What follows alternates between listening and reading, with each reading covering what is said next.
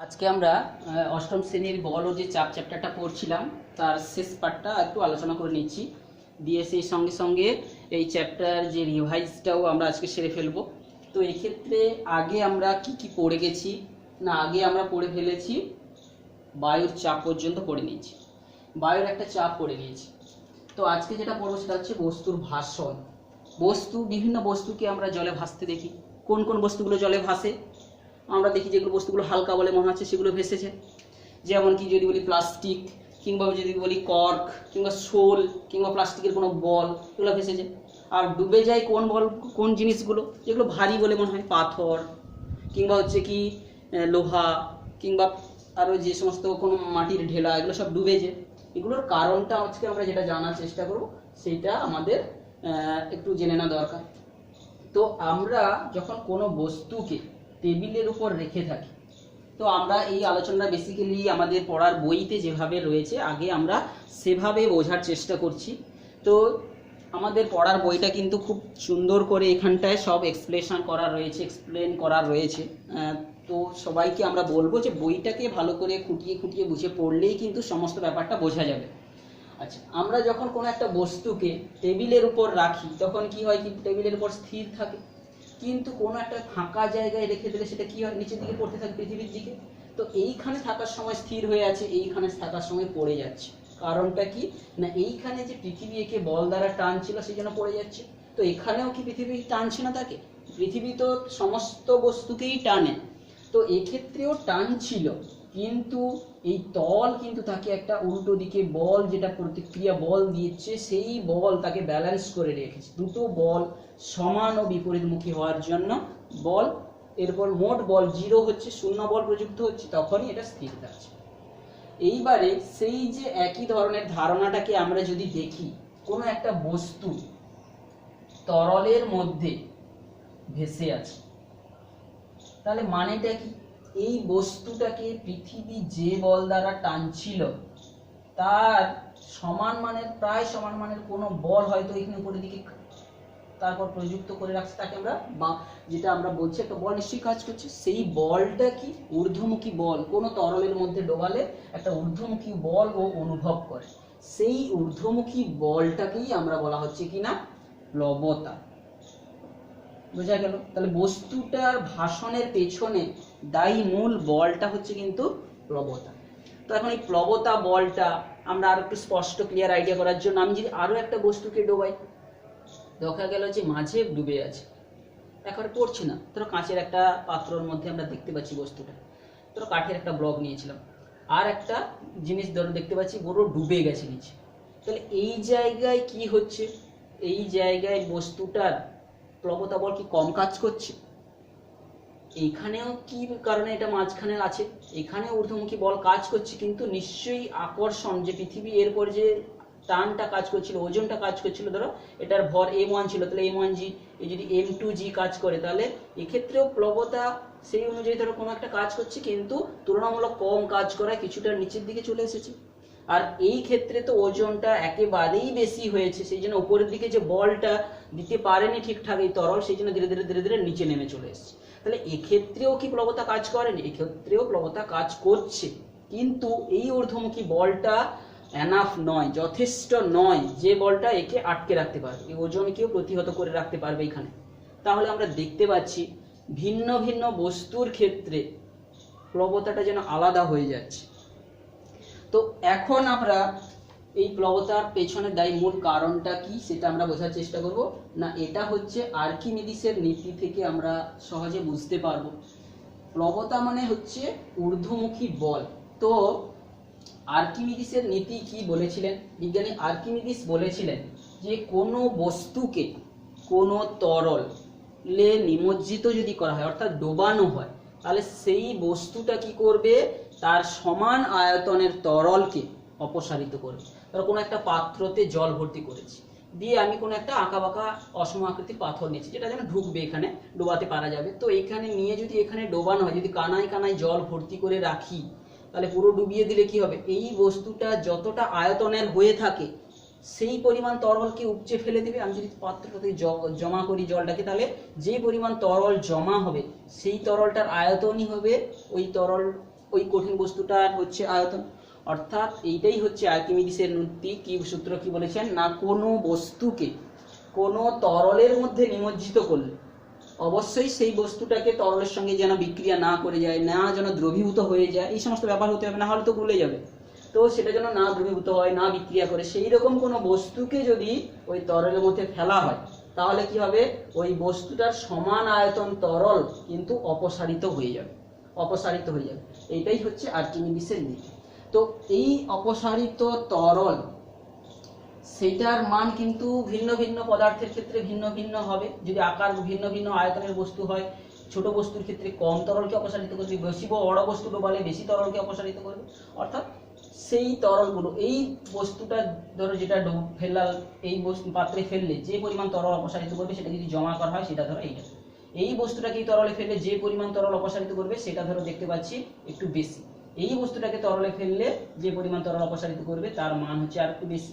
তাহলে দেখতে পাচ্ছি এই পরিমাণ তরলের যে ভর বা m1 যদি হয়, এটার ভর নিশ্চয়ই আলাদা হবে m2 যদি হয়।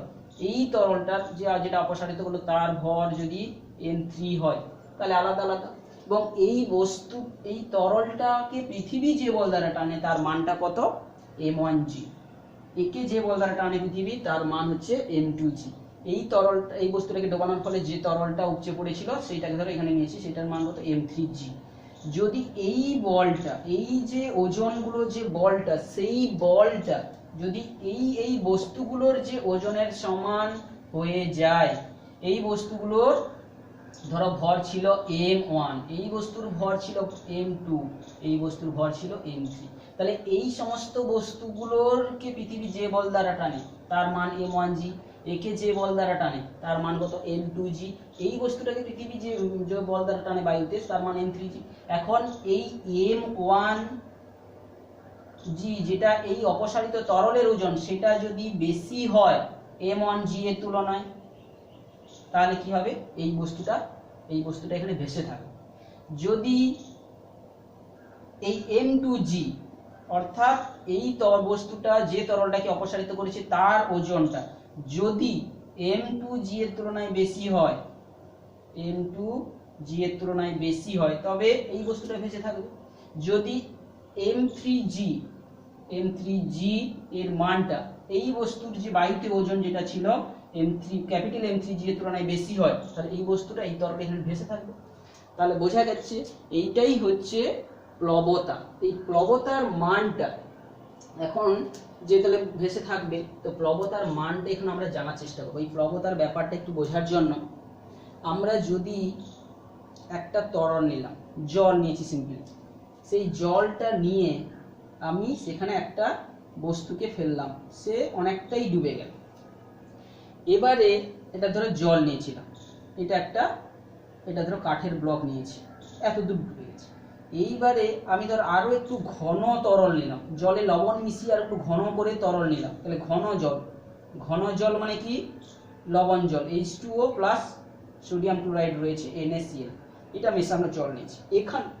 এখানে দেখবো কাঠের ব্লকটা একটু বেশি ভেসে যাচ্ছে, অর্থাৎ কি এর ঘনত্ব বেশি, এর জলটার ঘনত্ব কম। তাহলে কম ঘন জলের মধ্যে বেশি ডুবে গেছিল, বেশি ঘন জলের মধ্যে কিন্তু কম ডুবেছে, বেশি উঠে গেছে।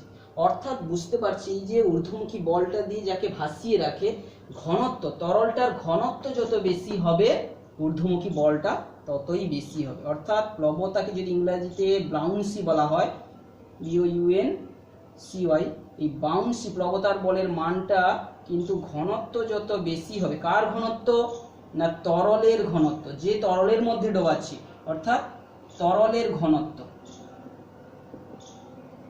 সেই তরলের ঘনত্বের সঙ্গে নির্ভরশীল। যত বেশি ঘনত্ব নেব তরলের উপরের দিকে পাঠিয়ে দেওয়ার প্রবণতা বেশি হবে। বোঝা গেল? এইবারে যখন আমি দেখব আবার একটা ছোট্ট জিনিস বোঝাচ্ছি, তাহলে প্লবতা জিনিসটা দেখতে পাচ্ছি ঘনত্বের উপর নির্ভর করে। আবার সেকেন্ড কেস যদি আমরা একটা আলোচনা করি, একটা পাত্রর মধ্যে জল রেখেছি, জল রেখে কি করছি, একটা লোহার একটা ধরো দণ্ডচুম্বকার লম্ববৃত্তাকার একটা দণ্ডকে নিয়ে ডোবাচ্ছি। যদি বেশি এই অবস্থায় ডুবিয়ে ধরে রেখে যদি আমি হাতে ধরে রাখি, একটু বেশ যে বল অনুভব করব, যদি আমি একটু বেশি করে ডুবিয়ে দিই তাহলে দেখো যে একটু যেন কম বল প্রযুক্ত করতে হচ্ছে আমার হাত দিয়ে, অর্থাৎ একটু হালকা হালকা লাগছে। যদি একেবারে ডুবিয়ে দিই দেখা যাবে যে এখানে বলটা যেটা বেশি লাগছিল F1 লাগছিল, এখানে যদি F2 বল লাগছিল, এখানে যদি F3 বল দিয়ে পুরো টানতে হচ্ছিল, তাহলে দেখবো যে কোন ক্ষেত্রে বলটা বেশি হবে বলে মনে হচ্ছে বলতো। অর্থাৎ F1 যখন F1টা অনেক বেশি, F2 আমাকে দিতে হচ্ছিল তার তুলনায় একটু কম, আর F3 যখন একেবারে ডুবিয়ে দিয়েছি বস্তুটাকে, F3 কিন্তু কম দিতে হবে। অর্থাৎ বস্তুটাকে যত বেশি ডুবিয়ে দেব, অর্থাৎ যত বেশি তরলের মধ্যে ডুবে থাকবে তখন কিন্তু হালকা লাগবে, অর্থাৎ তখন নিশ্চয়ই বেশি প্লবতা কাজ করছে। অর্থাৎ প্লবতা কিসের উপর নির্ভর করবে না, প্লবতা ওই যে অপসারিত, যখন কোনো বস্তুকে বললাম কোনো জায়গায় ডোবালে তার সমায়তন তরলকে অপসারিত করবে, অর্থাৎ অপসারিত তরলের মান কোন ক্ষেত্রে বেশি হবে, এই ক্ষেত্রে কিন্তু অপসারিত তরলের মান সবচেয়ে বেশি হবে। অর্থাৎ একটা প্লবতার মান যখন একটা ঘনত্বের উপর নির্ভর করে, আর এক নম্বর কি প্লবতা নির্ভর করবে হচ্ছে অপসারিত তরল। অপসারিত তরল যে ক্ষেত্রে বেশি হবে, সেই যে তরলে ডোবানো হচ্ছে সেই অপসারিত তরলের মানটা যে ক্ষেত্রে বেশি হবে সেই ক্ষেত্রে প্লবতা বেশি হবে। তাহলে অপসারিত তরলের মান কোন ক্ষেত্রে বেশি হবে, যে ক্ষেত্রে আয়তনটা বেশি হবে, যে বস্তুটাকে ডোবানো হচ্ছে যেই বস্তুর আয়তনটা বেশি হবে, বেশি পরিমাণ তরলকে অপসারিত করতে পারবে, সেই বস্তুটাই ভাসবে। বোঝা গেছে? তো সেই ব্যাপারটা দিয়ে আমরা কিন্তু সহজে বুঝতে পারছি। তাহলে প্লবতার মানটা কিসের উপর নির্ভর করবে, ঘনত্বের উপর নির্ভর করবে। কার ঘনত্ব, যে তরলে ডোবাচ্ছি সেই লিকুইডের ঘনত্ব, আর সেই জায়গার যে বস্তুকে ডুবাচ্ছি আয়তনের উপর নির্ভর করবে। ব্যাপারটা বুঝতে পেরেছি। অপসারিত তরলের আয়তন আর এটা হচ্ছে ঘনত্ব, দুটো জিনিসের উপর নির্ভর করবে।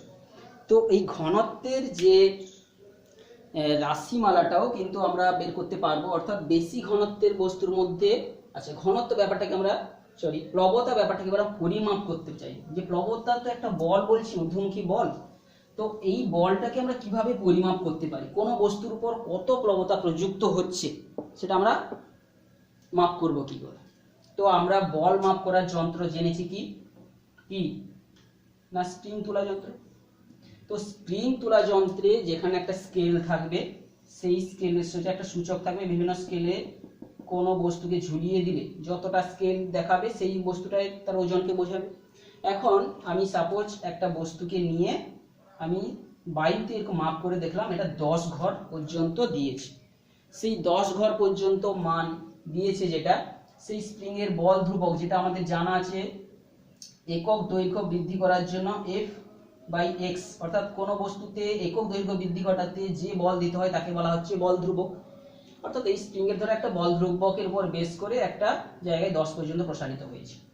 এখন এই বস্তুটাকে ধীরে ধীরে আমি যদি একটা পাত্রতে জল ভর্তি করে এর মধ্যে ডুবিয়ে দিই, তাহলে দেখা যাবে কি 10 থাকবে না কম হবে বলে মনে হচ্ছে? 10, এই যে বস্তুটা যে আগে 10 পর্যন্ত ঝুলেছিল এখন নিচে আস্তে করে তরল ঢুকিয়ে দিয়েছি, তাহলে কি হবে বলে মনে হচ্ছে? প্লবতা একটা ঊর্ধ্বমুখী বল কাজ করবে, অর্থাৎ কমে যাবে, অর্থাৎ স্প্রিংটা একটু কম প্রসারিত হবে এবং 8 পর্যন্ত তখন উঠে যাবে, সাপোজ এই জায়গা পর্যন্ত উঠে যাবে। অর্থাৎ এই যে 2 ঘর কমে গেল, তাহলে এই 2 ঘর প্রসারিত করার জন্য যে বলটা দিতে হয়েছিল সেই বলের মানটাই হচ্ছে ঊর্ধ্বমুখী প্লবতা বলের মান, তাকে সংকুচিত করে দিয়েছে। তাহলে প্লবতার মান এই স্প্রিং তোলা যন্ত্রে কতটা পার্ট কমে গেল সেই মানটা থেকে সেই কত পার্ট কমে গেছে এবং একক পার্ট কমানোর জন্য কত বল লাগে সেই যদি মানটা জানা থাকে, সেই দুটোর গুণফল দিয়ে কিন্তু আমরা প্লবতা বলটাকে মাপ করে নিতে পারি। বোঝা গেছে? তাহলে প্লবতা জিনিসটা জানা গেল। তো আমরা এই চ্যাপ্টারটাতে যেগুলো জানলাম আজকে, যেগুলো আলোচনা করলাম বা যেগুলো আজকে পড়ালাম, তার উপর বেস করে আমি যদি প্রশ্নগুলো জিজ্ঞেস করি, তাহলে কোনো বস্তু তরলে কখন ভাসবে, কিংবা প্লবতা কাকে বলে, কিংবা আর্কিমিডিসের সূত্রটা কি, কিংবা প্লবতা বলটাকে পরিমাপ করা যাবে কি করে। এখন প্লবতা যেহেতু একটা বল বলে বলছি, অর্থাৎ ঊর্ধ্বমুখী বল বলে বলছি, তাহলে এই বলের এককগুলো কি হবে?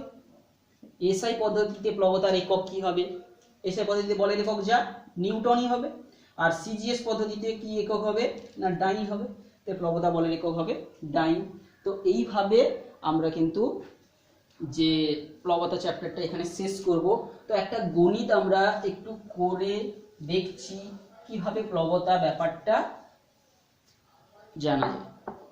ধরো আমি সাপোজ বলছি একটা তরল নিয়েছি, এখানে জল নিয়েছি। জল নিয়ে আমি বলছি যে একটা ঘনকাকার বস্তু কাঠের ব্লককে ডোবাচ্ছি। এই ঘনকাকার বস্তু ধরো নিচের যে তলের ক্ষেত্রফল ধরো বলছি 1 সেন্টিমিটার স্কোয়ার আর উচ্চতা হচ্ছে 1 সেন্টিমিটার। তাহলে এই ঘনকাকার বস্তুটার আয়তন কত? না যে 1 সেমি স্কোয়ার গুণিতক 1 সেমি, অর্থাৎ কি 1 সেমি কিউব।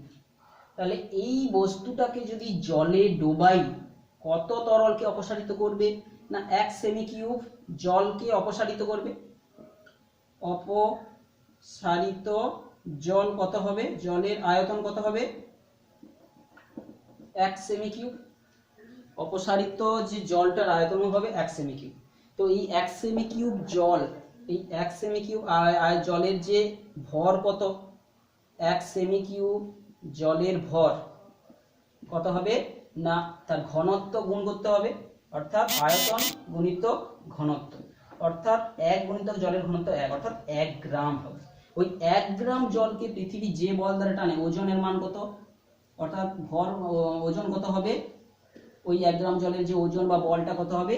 1 গ্রাম গুণিতক 980 ডাইন হয়ে যাবে, অর্থাৎ 980 ডাইন।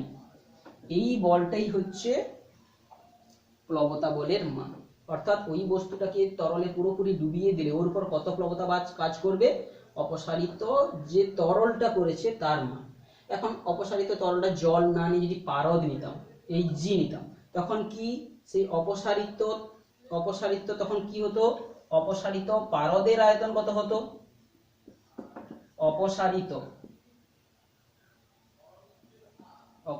পারদের আয়তন কত হবে? সেও 1 সেমি কিউব। এই বস্তুটার আয়তন যত তত পারদকে অপসারিত করবে। যদি আমরা পারদে ডোবাই, এই বস্তুটাকে পারদে ডোবাচ্ছি, তাহলে 1 সেমি কিউব পারদকে অপসারিত করবে। এই 1 সেমি কিউব পারদের ভর কত? ভর কত হবে? না আয়তন গুণিতক ঘনত্ব, 1 গুণিতক পারদের ঘনত্ব কত? 13.6 গ্রাম পার সিসি, অর্থাৎ এত গ্রাম। একে কত ওজন হবে? পৃথিবী বল দ্বারা টানবে এই ভরটাকে, এর সঙ্গে জি গুণ হবে 13.6 গুণিতক 980 ডাইন। তাহলে তখন এই বলটাই হচ্ছে প্লবতা। তাহলে প্লবতা বলের মানই হচ্ছে এই ডাইন। বোঝা গেছে? এক্ষেত্রে প্লবতা যেটা গুণ হচ্ছিল মাত্র 960, এই বস্তুটার উপর প্লবতা, বেশি ঘনত্বের বস্তুর মধ্যে ডোবালে প্লবতার মানটা 13.6 গুণ বেশি হচ্ছে। তাহলে যেই রকম ঘনত্ব বিশিষ্ট বস্তু নেব, বস্তুটার সঙ্গে ঘনত্ব গুণ হয়ে যাবে, আয়তনের সঙ্গে ঘনত্ব গুণ হবে। অর্থাৎ যে আয়তনটা নিচ্ছিলাম, অর্থাৎ এই যে বলি আয়তনটাকে আমি যদি সিম্বলিকে নিই, এবার যদি বলছি ভি আয়তনকে অপসারিত করতো, যদি ভি আয়তন তরলকে অপসারিত করত, তাহলে অপসারিত